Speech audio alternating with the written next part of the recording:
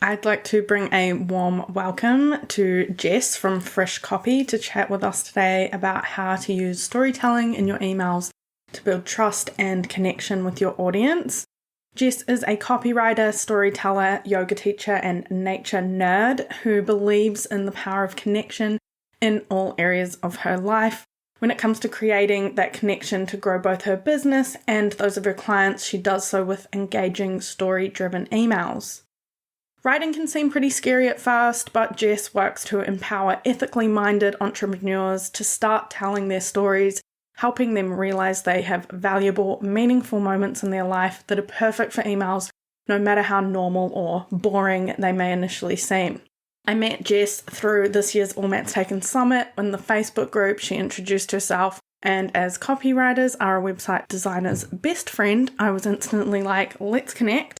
So we got talking, and I knew I just had to introduce her to you because she's an incredible, valuable person to have in our community.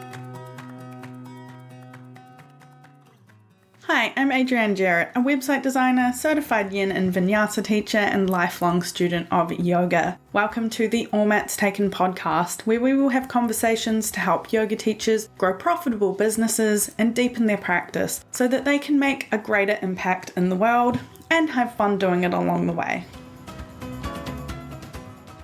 Welcome, Jess. Thank you for joining us today. We are going to be talking all about copywriting and why you should be using storytelling in your emails. I just wanted to get started for anyone who's not familiar with you and your work. How did you get started as a copywriter, and why do you specifically work with holistic entrepreneurs? Yeah, so great question. So I was actually a teacher for 9 years. And like many teachers during the whole, pandemic that we don't like to talk about anymore, I just wasn't really feeling fulfilled. I was already feeling like that a little bit beforehand, but it just kind of really just was a huge weight on my shoulders. And I'm like, this isn't working. So while teaching and while dealing with all of that, I actually decided to enroll in yoga teacher training. I promise this is relevant. So I promise. So I had started practicing yoga in 2008. And then in 2015 is when I dedicated myself to a daily practice. Still going strong, almost 10 years daily practice, right? So in 2020, I was like, all right, let's just take this a step further. Let's enroll in teacher training. Why not, right? And like many of you listening probably have experienced, when you're in yoga teacher training, you're not just learning about yoga, you're learning about yourself. And there's lots of reflection and there's lots of like introspection and lots of wondering about, the way that you're living and what you want to do, like all these things that you're not expecting. So I knew I needed to make some changes. And so I decided to make all of the big changes all at once, one of which was a career change. And so I kind of took a step back, looked at what I was good at, because I'm like, I already have gone to college. I have a bachelor's and a master's degree. Like, I don't want to go to school again, but like, what am I good at? What can I kind of tap into here? And I started doing copywriting. And so I was working on evenings and weekends and just like no social life for a while. But from that, I was able to say goodbye to the teaching world and jump into freelancing full time. And so once I kind of got my feet wet with that and figured out how that whole world works, because it is very different than teaching, then I started to really be intentional about who it was that I was working with. Because like as a copywriter, like I help brands and businesses and companies basically sell stuff, right?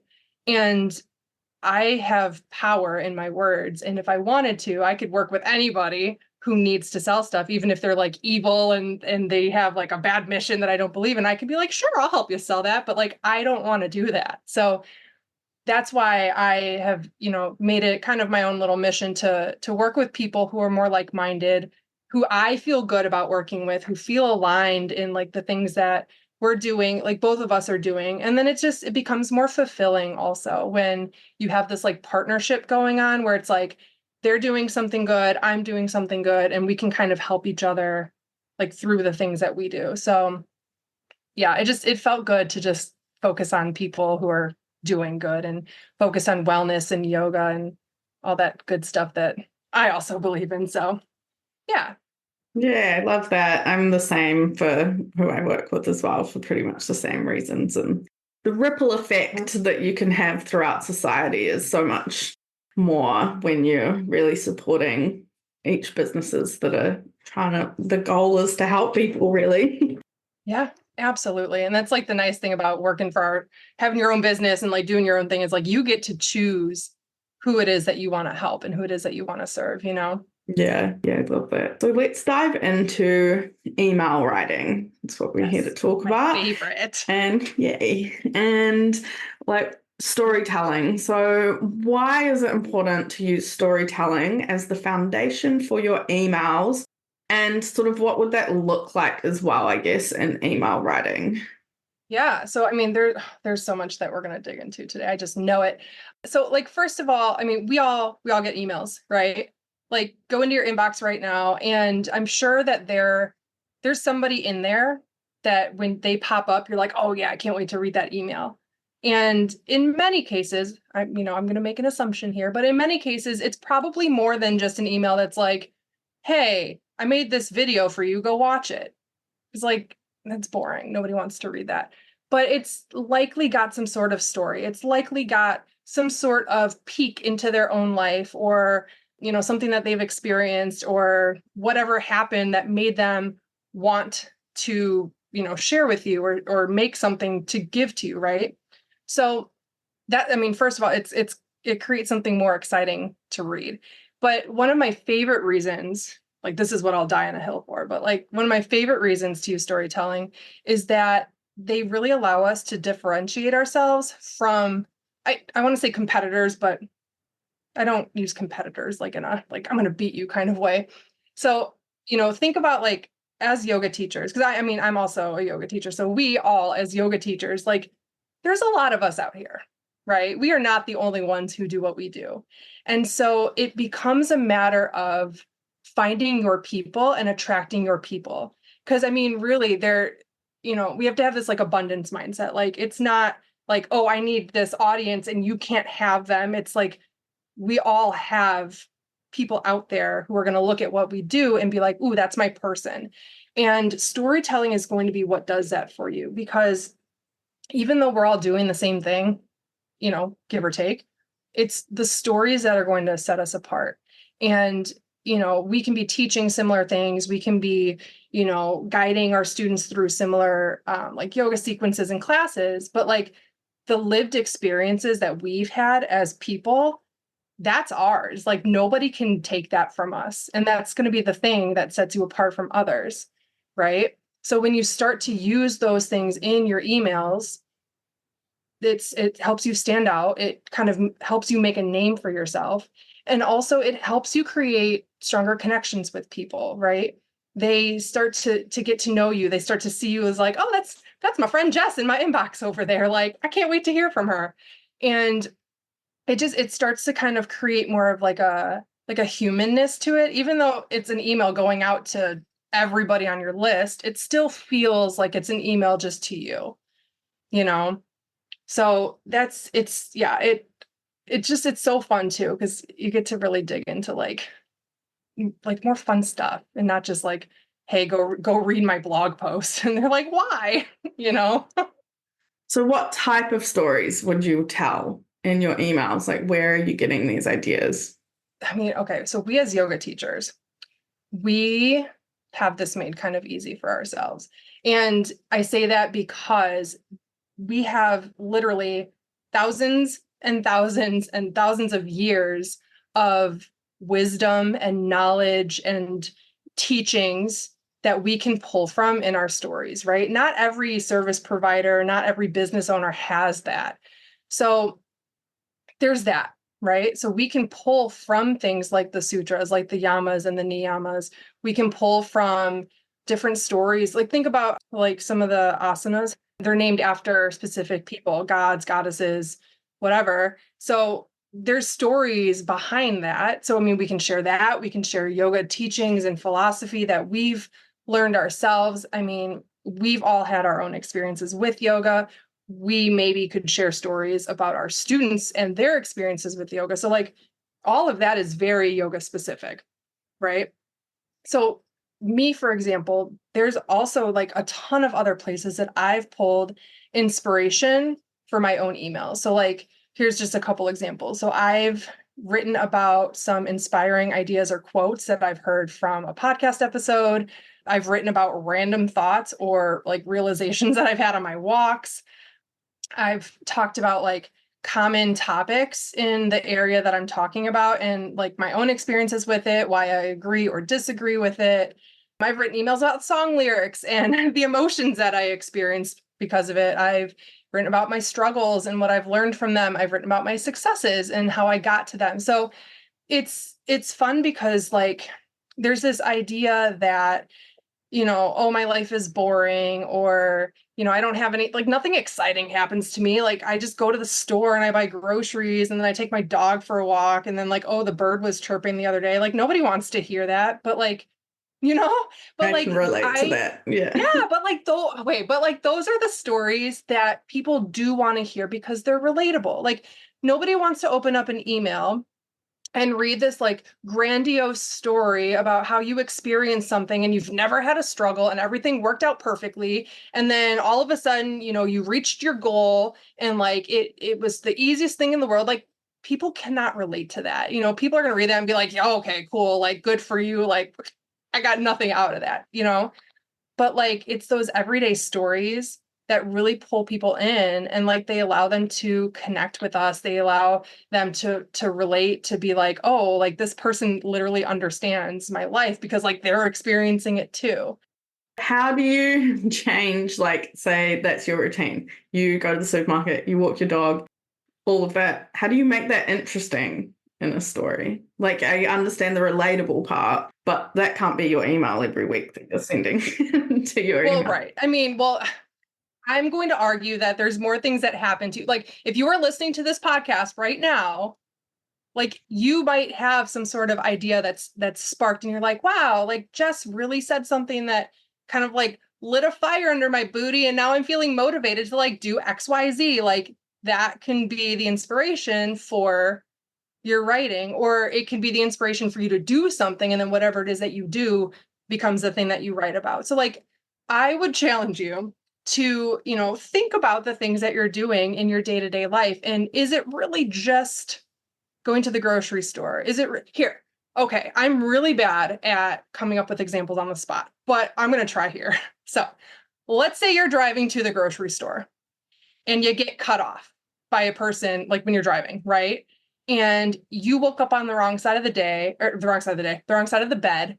You've had a grumpy day, you didn't have your coffee, and you're just in a bad mood. So when this person cuts you off, you honk your horn, you give them the middle finger, you're swearing at them, right? Mm-hmm. Okay, so like that is an everyday thing that people experience. People like see people doing that, right? Why is that exciting?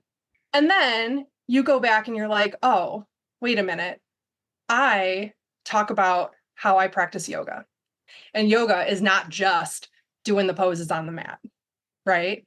Yoga is living the yamas and the niyamas. It's showing compassion and it's being kind to myself and to others, right? It's non-harming. It's all these different things that we're taught.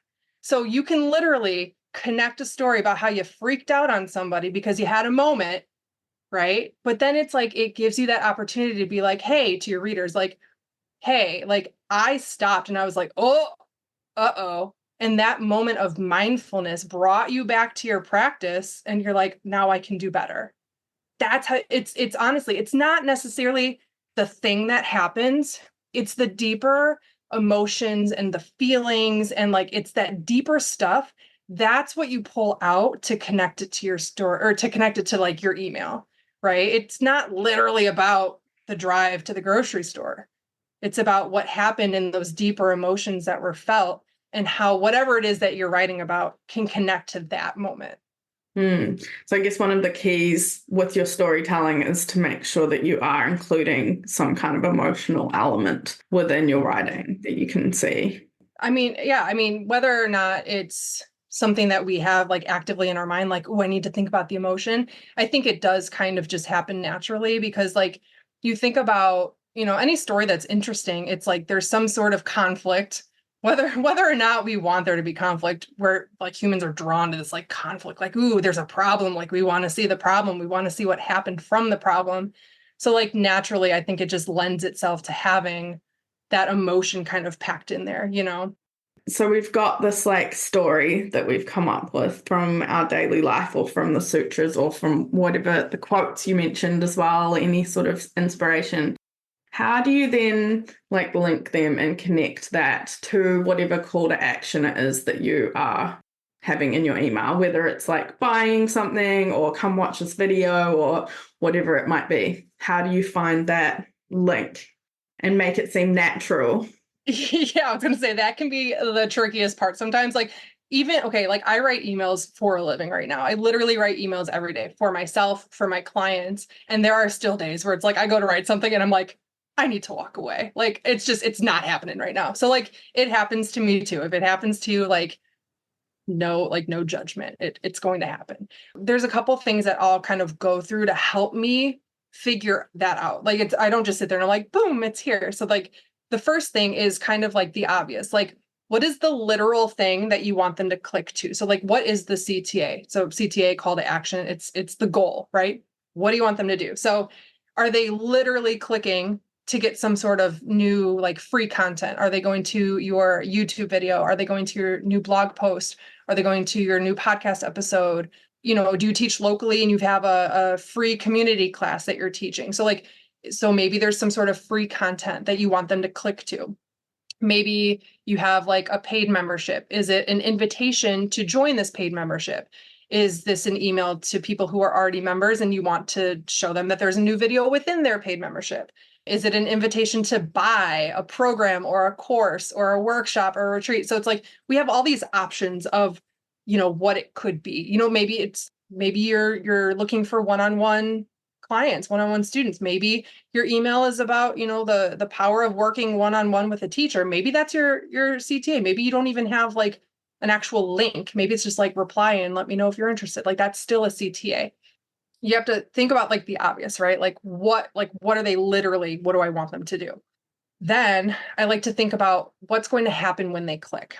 And I don't mean literal anymore. Not like, well, if they click on this button, they're going to go to my sales page for my new course. Or if they click on this button, they're going to land on my YouTube video. Here's where I'm kind of getting back to that, like, how do I connect it with that emotion thing? So it's more of like, so what's going to happen when they click?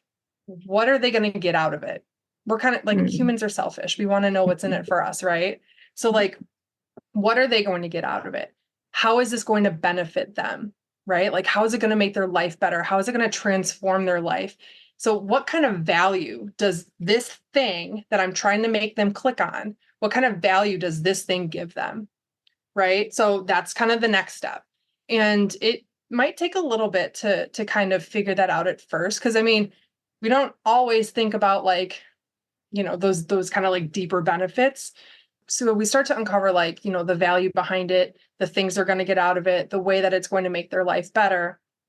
And then we can also kind of start to think about what problems they might have. So I say problems or pain points, it's marketing stuff. We say pain points, but like they're not actually in pain, or well, maybe they are, but they're not actually in pain, right? Well, maybe. But it's more of like a desire or a struggle or something it is that they want that your thing helps them with. So like if you're, let's say, here I go with my, on the spot examples again, but like let's say you have a blog post that really breaks down the different like sun salutations and, this is why I don't ever do things on the spot. I'm like, what am I going to say? But like, let's say, there's people who are like, well, how do I know if this is a sun salutation A or a sun salutation B? How do I know if I'm stepping back? Like, wait, is this a half sun salutation? Am I even stepping back? So it's like, maybe it, the whole point is to like break down the confusion and help people feel more confident. So when their teacher says, we're going to do a sun salutation A, they're like, I know what we're going to do. So it helps prepare them. It helps them feel more confident, helps take away those jitters of like stepping into a class being like, oh, they're going to say sun salutation something, and I'm going to be like, oh, which one was that? So it's like kind of digging again into the feelings and the emotions and using those to kind of to link to what it is that they're going to do, and then how that thing helps them with that problem. Right. And if you're watching me right now, my hands are all, I'm like, the thing was over here and the problem's over here. So it's like, it's really, it's finding the problem, finding the benefit and how that is going to help them, and then showing them how, like, when they click on, whatever it is, it's going to help them get value and benefit their life so that they can then get rid of that problem. It makes sense. So I'm just thinking back to the car ragey example that we started, and then how we would link that to the sun salutation blog. So then you've connected that as like maybe some emotions of like frustration, and then you came back to your practice and you found that like calm and confidence, and then that is what they're going to find in this blog post as well, if they've ever felt frustrated when they're not sure which sort of sequence is that sort of thing. I got that right. I mean, ultimately, yes. I mean, it would probably be more refined and like put together than just us, kind of coming up with these on the spot. But yeah, here. Okay. So I actually have another example. Okay. So which I examples. actually, well, and this one, this is good because I actually like legit thought about this morning. Like the morning that we're recording this, I thought about this in the shower. It's where I do my best work, you guys. Like I was sitting there, I was like, this is gold. Like I have to make sure I remember this. I came out, I wrote it down to like, here we go. So I want to give you this example to kind of show you the difference too. So it's going to go into what we were just talking about with like the connection of one thing to another, but it's also going to show the difference of like an email with storytelling and an email without. So let me set the stage here. So let's say that you have a new YouTube video coming out. Let's say that you post classes on there, like, consistently, whatever. And let's say that you have created a class, a yoga, like a flow that helps people really embody compassion. Going back to that compassion idea, but I actually have a legit idea this time. So going back to that idea of compassion, that karuna, like going into it, what it means, like all that kind of stuff. So that's the foundation here. We want to write an email to send people to our new video that is a yoga flow about compassion, right? So email example number 1, somebody opens it up and it might just say like, hey, today I want to talk to you about compassion. Why should we be compassionate? Because, the teachings, like the yoga teachings tell us to. You might have heard Karun. Like you could go into like this, like very factual, right? And then like, oh, by the way, I have a video. It's the topic of this week's video. Go watch it. So you're like, cool. I mean, is it a bad email?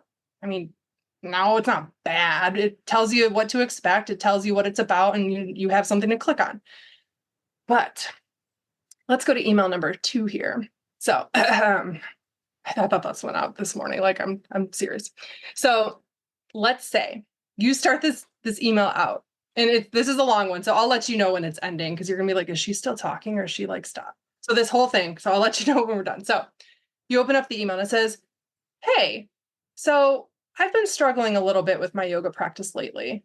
No, not the asana, not the pranayama, not that stuff that people can see on my mat, but it's the stuff that you don't see. It's that internal stuff that we as yoga teachers work to teach and instill in our own students. And just the other day, I had this moment where I was really struggling, and I was making this week's video for you, and I was stumbling over my words. Left and right were the same thing that day. I couldn't get them separated. Like they were all over the place. And, my editing was taking forever. The sound was messed up. The camera fell over. Like things just were not going well at all. And I found myself wondering, like, why am I even doing this? Like, am I even good enough to be doing this? Like, who wants to watch this class when I can't even figure out how to record this the right way? And then I stopped and I was like, wait. And I looked back at the video that I was editing for you today. And the video was literally about compassion, about karuna, and about why we should be not only compassionate with others, but compassionate with ourselves. And I looked at that video and I said, man, I'm literally doing exactly what, or the opposite of what this video is trying to instill today. And so maybe with this week's video, perhaps it's a reminder that we all need from time to time, myself included. And maybe I'll go back to this video and watch it right alongside you.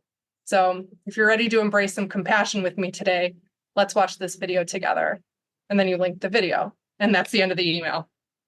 Do you feel the difference in that? Yeah, it takes you on the journey. It does. And so you'll get this idea of like, people are like, well, do people even want to read a long email? Like, sure, that would have been longer, right? But like, you're literally taking them through this journey with you. You started off like that line at the beginning. Please tell me that you did not want to know more when I said that I've been struggling with my yoga practice. Like, if I'm a yoga teacher and I'm putting videos out and people are expecting, new content from me, to have me tell them that I'm struggling, they're going to be like, wait, why? Why is she struggling? Like, I want to know more. That's called a hook. You want a good hook because you want to keep them reading, right? So, you hook them in. I kind of gave a little background, a little context. I gave that conflict, that problem I was having, and then I turned it into, that's the video for this week. And that's literally, it's something I'm experiencing. So it's like, there's kind of this kind of leads into like another point I wanted to make too, but like, there's also this question of like, well, how much is like, I don't want to share my life story. I don't want to share like all these things that are deep down inside. Like, you don't have to share things that you're not comfortable sharing, right? Like, that was a little moment of vulnerability. That was not true, by the way. That was completely made up. I don't put yoga videos on YouTube. Like, I'm an in-person and like Zoom kind of girl. Like, I don't have stuff on YouTube, but like, it allows like that little bit of vulnerability in me just putting those emotions out there. That can be absolutely scary. I totally get that. But like, your people are going to read that and they're going to connect so much to that because they can see themselves in that story. Right. And so when you can do that, like, you're building up trust and you're building up, like, there's this term in marketing, know, like, and trust. People only buy from people they know, they like, and they trust. So it's like, you're building those things up through these relatable stories. You're inspiring people to take that action because like you yourself have experienced this like right alongside them, So it's like the stories can be so powerful. Mm. Do you have any other advice for anyone that's just like, but my stories are so vulnerable, like, or if they may be struggling with their writing, to include that vulnerability into their actual just writing skills? Yeah, so that's a good point because I mean, there can be sometimes like a fine line of like what is, and I say what's okay. Like, I mean, really, who are we to decide what's okay for one person over the next? But it's like the one thing that I will think about is like, if I'm about to share something that I'm kind of like, oh, do I want to share this? I like to ask myself, why does it feel uncomfortable to me? Right. So if it feels uncomfortable because I'm scared about like perfectionism or like imposter syndrome, or I'm worried about people, like what people are going to think, it's because I'm like being vulnerable makes me nervous. If it's anything along those lines, but I know that this moment can really help somebody, or I know that it can kind of help make that connection, I would challenge you to face that discomfort and share it. Maybe not all of it, but a little. But if you're feeling uncomfortable because it's a very intimate moment or a private or a personal moment, maybe it involves somebody and you're like, I'm pretty sure they don't want me to share this story. Then in those cases, I would say trust your gut and just keep that one to yourself, Yeah. Just do a little gut check there. Yeah. I'll also add on that you will get unsubscribes probably every time you send something, and don't take it personally. Don't take it personally, but also I would say thank them, which is a very, very weird thing for somebody to say because you're like, hold on, I thought I wanted them. Yes and no. You want people on your email list, but you also want people on your list that are aligned with what you're doing and the things that you're putting out there. Because if you have that, going back to the whole like, why is storytelling good? It helps you create this idea of a healthy email list. the more you share your stories, the more you're going to push away people that might not feel connected with that. But the more you're going to attract and bring in those people that do feel connected and do feel aligned, so that when you are, when it's time to share that YouTube video or that podcast episode or that membership, doors are opening to your membership, or you have a retreat, or, your course is long, whatever it is that you're doing, your list is a group of people that are 100% into what you're doing. So when it comes time to open the doors or launch the course or do whatever, or click on the blog, whatever, those people are going to be more inclined to do that. Right. And if you have people on there that are like, oh, I liked one thing you said once, but then you started talking about your stories and I don't really like you anymore, but I'm still here. Like, they're just taking up base, right? They're not your people. They're somebody else's people. And then there's more people out there that are your people. Like, there's a lot of people out here, you guys. Like, there's plenty for all of us.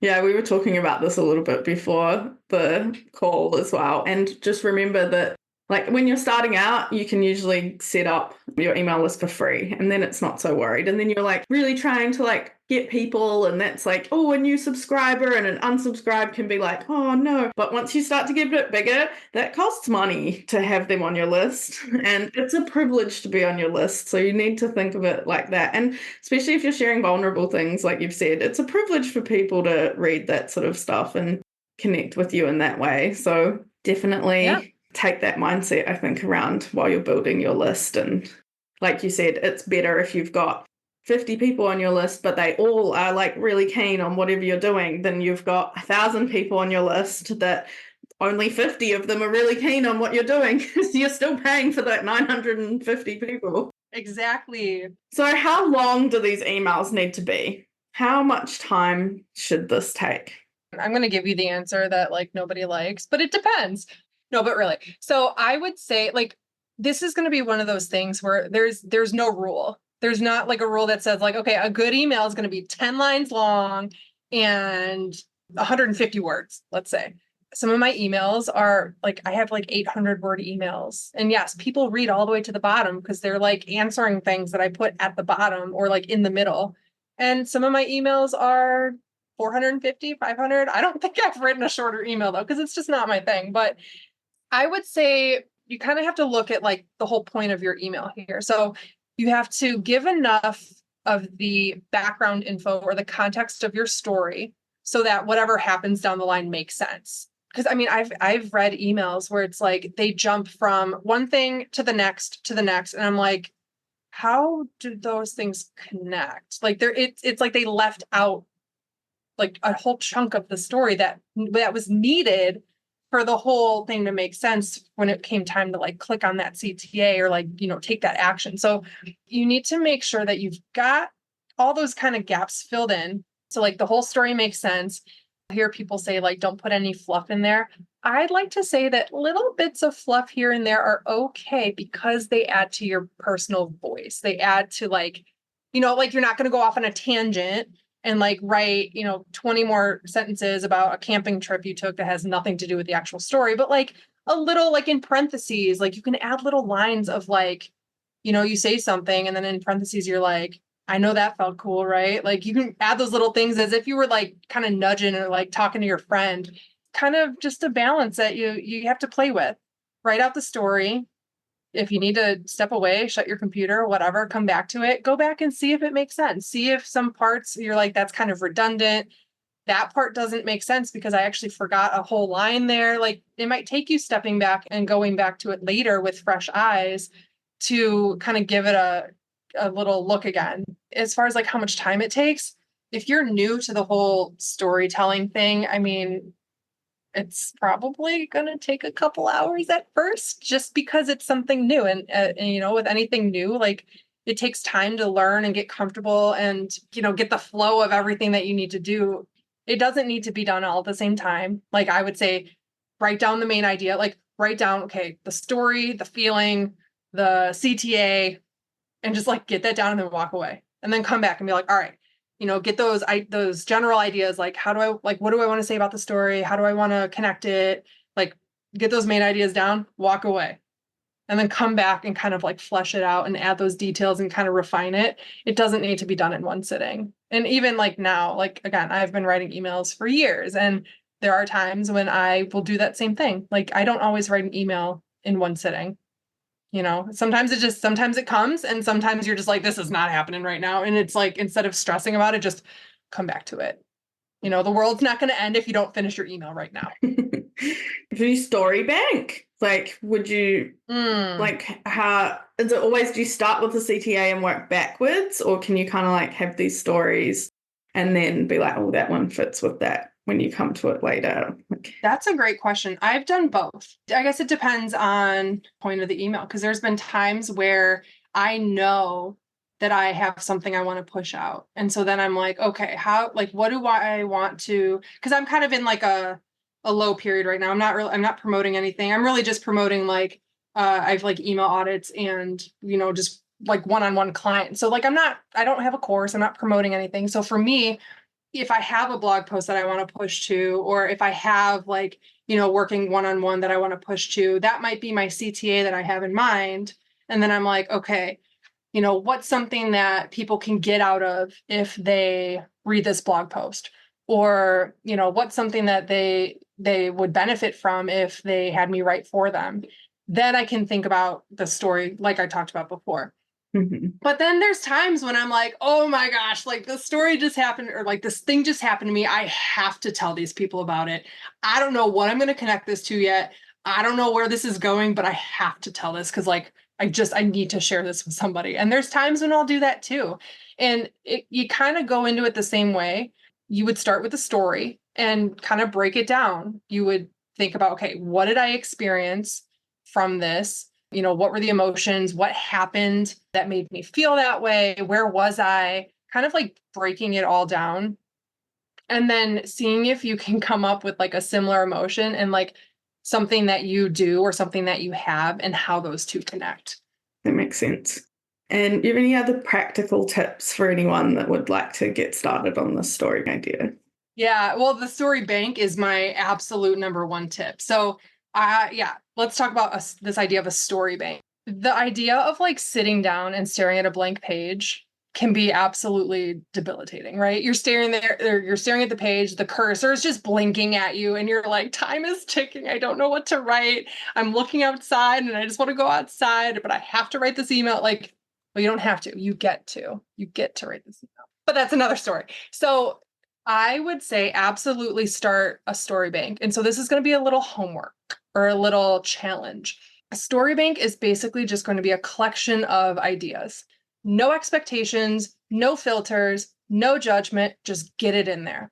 And the nice thing about a story bank is you're writing these ideas down as they come instead of kind of forcing yourself to come up with an idea when you quote unquote need to have this idea. I carry my phone with me. Like even when I'm on my walks, I go on walks all the time. I'm not on my phone, but I have it on me for this reason. Just on the notes app, I have a running doc and it's just filled with stuff. It's an ongoing idea bank, a story bank. So have to create this like little habit of just being a little more observant and a little more aware, which I would argue that we as yoga teachers maybe are a little more attuned to this than some other people. And if not, here is your invitation to try it. When you take those walks, what happened? What were you feeling? Tap into this like idea of mindfulness. Like what senses were you experiencing? What was going on around you? Did something happen out in the distance and you kind of tuned into it? Did something happen to you? Even in this normal everyday walk that you take, did you see something different? Did you feel something different? On special moments, maybe you went to a class that you never go to. Maybe you checked out a new hiking trail. Maybe you went to a new grocery store, whatever. Literally all these like very uneventful things, just start to kind of pay attention to them, right? See what comes up. Pay more attention when you're listening to podcasts, even though I know we're all multitasking when we listen to them, but like if something catches your attention, just take a screenshot so you have that timestamp of like, that's the podcast at 8 minutes and 33 seconds. She said something that was so good and I need to come back to that. Then you know to come back to it. So in your story bank, don't just write down the idea. Because if you're like, oh, I need to write about the bluebird that I saw. If you just like go back to your story bank 3 weeks later and you see Bluebird, you're going to be like, why did I write down Bluebird in my story bank? I have no idea why that's there. Write down what it was, right? But also the idea behind it. So what happened that made you want to write about it? How did you feel in that moment? What was that connection? What was the key takeaway that you wanted to share with somebody when you saw that? Was it the moment that you freaked out in the car? Was it the feeling of not being compassionate to yourself when you're literally creating a yoga flow that focuses on compassion? Like, what was it? What was that key takeaway that you want to share with people? That way, when you go back to the story bank, you not only have that little random thing, but you also have all this like supporting information that kind of gives it context so that you're not just like left in the dark later and you're like, I don't know why I wrote that, but I'm sure it was a great idea. Like I said, I keep mine in my notes app. I'll also, when I'm on my walks, if I can't text and type, like I will fall. There's rocks and roots all over on these trails. So I'll just do a voice memo and I'll literally just talk to myself for a second on the trail and be like, okay, I just saw this. This is what happened. This is what I want to share about it. This is how I felt. Like I'll literally just go through the whole thing and then I'll come back and put it in my actual bank later. If there was like one thing that I would share to get started, that's it. And it's a habit that you kind of just get into eventually. You start to notice these things and you're like, oh, I should write that down, or oh, like that would be great to share. It just, these things just kind of start popping up and it almost becomes just like second nature because you just want to share all this goodness with your people, right? If you don't have a story bank, you got to start that. That is an excellent place to start. And I mean, we've all heard of writer's block. So writers get writer's block. That's where it comes from. So I think that would be really helpful, especially once you start to build it up as well for those days that you're just like, I have nothing. Yeah, to kind of piggyback on that though, like I do want to say there might be times when you even go to your story bank and you're like, I don't feel inspired by any of this. Right? That happens to me sometimes too. Like I will sit down, I'll be like, I don't know what to write this week. I'll look at my story bank and I'm like, none of that feels good to me. And instead of like, you kind of have that moment where you have to make a decision like, okay, well, I quote unquote need to write this email. So am I just going to like force myself through this? And what I have found is like, shut the computer, go do something else, wash the dishes, go for a walk, take a shower, listen to a podcast, read a book, whatever. Like literally take your mind off of it. I'm not saying it's going to happen every time, but anytime that I've done that, I swear to you, an idea just like it comes to me and like just this thing happens and I'm like, oh, that's what I'll write my email about. And I don't know why, I don't know how, but give it a try. It makes sense. I mean, otherwise you're just going to sit there for like 2 hours staring at a blank screen going, I need to do this. I promised myself I would send weekly emails or whatever and it's time, but I can't. And then you'll look at 2 hours have passed and then you'll be upset because you just wasted 2 hours and you still have a blank screen. So it's like, take the time, go, take 15, take 30 and come back. And, you might find that the email comes out better after that. And you still get it done in less than 2 hours total, even though you took the break. And you've mentioned going for walks a few times. I highly second going for walks when you need any kind of inspirational ideas for anything. That is where I do my best thinking as well. All right, it is rapid fire question time. Ooh. So if you could turn to yourself when you first started your business journey and give yourself a piece of advice, what would it be? Oh, that's good. I would say that I would tell myself to take the pressure off, the pressure that I put on myself to get it perfect. Like perfection doesn't exist, you guys. It's a lie. It's nothing. Things aren't going to be quote unquote perfect. But the more that we allow this idea of perfectionism and like it has to be perfect before I do it, you're going to find that the thing doesn't get done. Right? Because you're waiting. Well, it's going to be perfect when this happens, or it's going to be perfect when I can do this. We always put these like conditions on like what we're going to do or what has to happen before we can take that next step, right? And then it never gets done. And then, we don't grow. The business doesn't grow. We don't do the things that we really want to do. And so that would be just do it, right? Like there's this phrase that I've heard. I mean, I'm sure a bunch of us have heard, but done is better than perfect. Just get it done because the best thing is like you get to go back and change it if it doesn't feel good after a while, right? If you are teaching, like, let's just relate this back to yoga, right? If you're teaching a certain style of yoga and it's like, you're like young and you're like energetic and you're like, I love vinyasa. I just want to flow and I want to be sweaty and I want to work and I want to just occupy my mind with all this movement. But then let's say like in 15 years, you're like, that's not good for my body right now. That's not what my body needs. But I already have all these people who know me for vinyasa and for all these like sweaty flows that they're going to get moving. Like, you don't have to keep doing that just because it's what you were doing before, right? You get to change, you get to pivot, you get to decide what you're doing. And so like whatever you do now, it's probably not going to be what you're doing later anyway. So don't wait for it to be perfect. Just do it. Easier said than done, I know. But that would be it. And honestly, it's something I do still struggle with. I'm not perfect. See? No, that's good advice. My perfectionism, I always think of the term wabi-sabi. It's a Japanese term, and it does actually come from pottery, of all places. And it means the beauty is in the imperfections, effectively. We don't really have an English translation. You could have like all of these different pieces of handmade pottery, and they're kind of boring if they're all exactly the same and perfect, quote unquote. But it's like the little chip in it, or like the little tiny bit of glaze that's different. That's what the imperfection is, what makes it perfect or wabi-sabi or beautiful, and what makes it unique. That's character. I love that. Yeah. Yeah, so I love that. Awesome. Thank you so much. There was so much to unpack in that. That was a lot. I'm going to be writing some notes definitely and having to go back and listen to this, and I'm sure everyone will, but I think there's some really great practical tips that will help people to enhance and connect with their audiences a lot more. So thank you so much for sharing all of that today. And if people want to connect with you further, how can they do that? So my website is Frisch Copy. So FRISCH copy.com. Same name on Instagram. I'm not really active on Instagram. It's not my platform of choice, but you can find me there. I am more on LinkedIn. So you'll find me Jess Frischholz on LinkedIn. I'm around.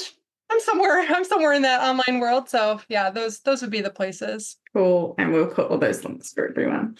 Awesome. Thank you so much. Have a beautiful rest of your day. Thank you. You too. Thank you for listening to the All Mats Taken podcast. If you enjoyed this episode, please hit follow, like, subscribe on your podcast platform of choice, leave us a review, and share with a teacher friend. This really helps others find the show so we can continue growing our yoga-loving tribe. I am endlessly grateful for all your support. Have a beautiful day, and I'll see you next time.